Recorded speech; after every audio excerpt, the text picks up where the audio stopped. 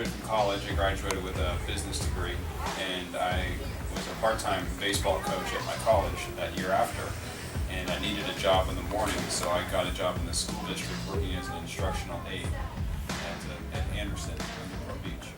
And through that job, the principal that was there just encouraged me to, that I should go back and get my teaching credential. But really, at no time until maybe 2 years after, a year and a half after college, was I even thinking that I would go into education. And about a year and a half after, I went back and started going back for my credential and earned my credential in a year. And then taught for 8 years at Adams Elementary School.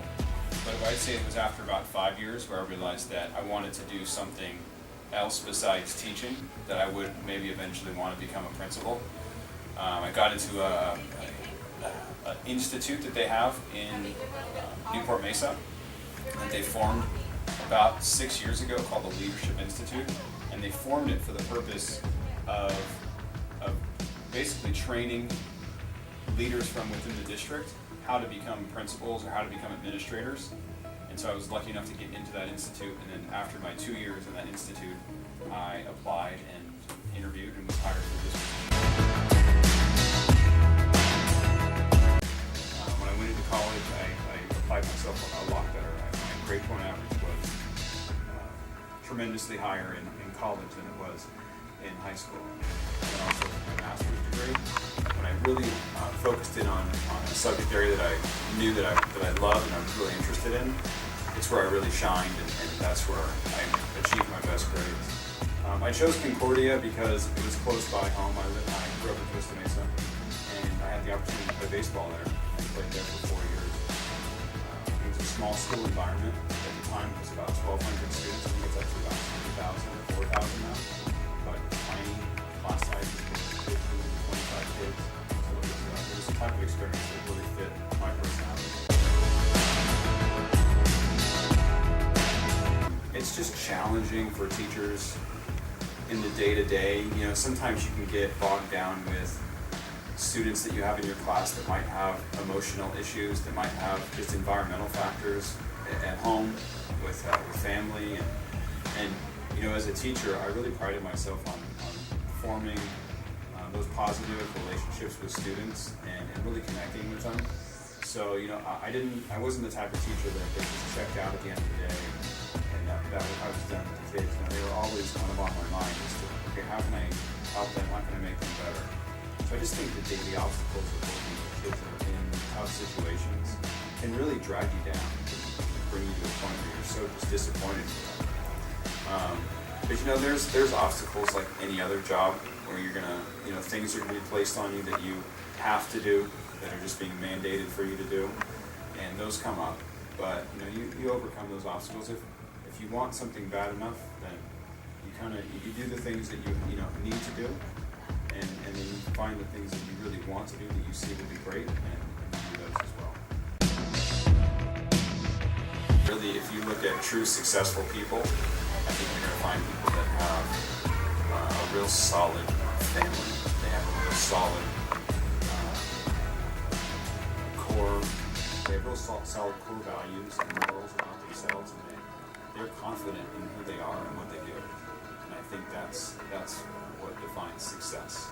I think it's a true balance of happiness, and you have to balance out your work and your home life. And you have to have your established core values.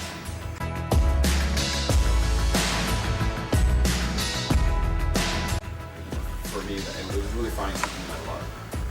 When I was in high school, I thought my career was going to be something in baseball, because that's what I loved at the time. I didn't really know I had this desire to work in elementary school or work with kids. When I figured that out as an administrator, or not as an administrator, but as a teacher's aide, just started making those connections with kids and working in the classroom. So I found out that I just had a passion for working with kids and working in the classroom as a teacher. I think when I go back to what I said at the beginning, when you choose a career, it's got to be something that you really love, that you're going to do every single day. Because you're leaving your house every day to go do that thing, and it's got to be something that you really have a passion for. Otherwise, it's just a job. is the decision making. It's being able to balance and work with, you're working with both adults and you're working with children. I do, the decisions I make are all based around my core values of compassion and faith. The other thing that's very difficult about my job that I struggle with on a daily basis is balance. It's really hard for me to balance out the amount of time that I spend here and then just shut it off and go home.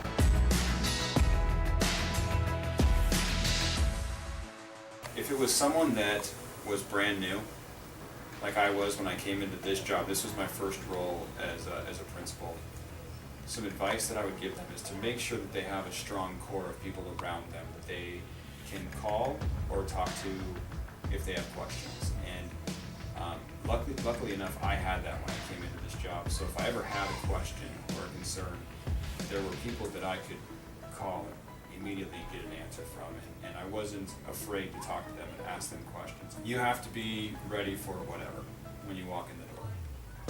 That's advice I would give a principal.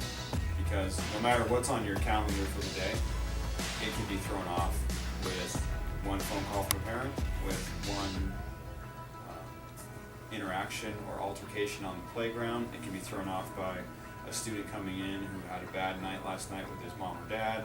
It can be thrown off by absolutely anything. So you just have to be ready for what's unexpected on your calendar, because you might have scheduled events on your calendar that you'll get to, but you're also going to have a whole lot of other things that come up too.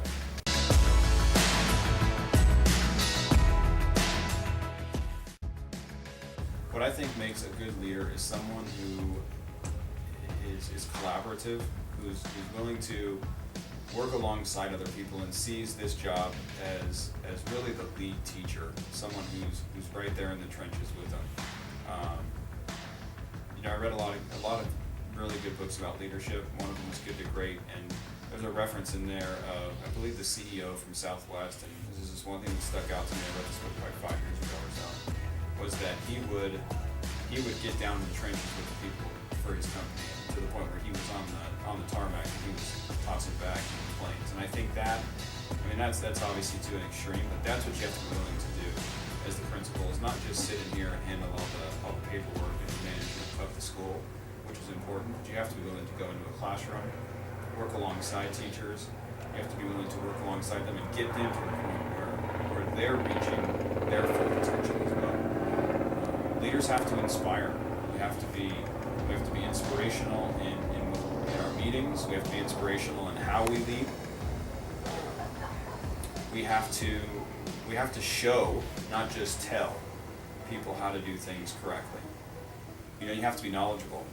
You have to be knowledgeable, and in this position, you have to know about a lot of different things. I have to have a good understanding of the curriculum the teachers are putting into place.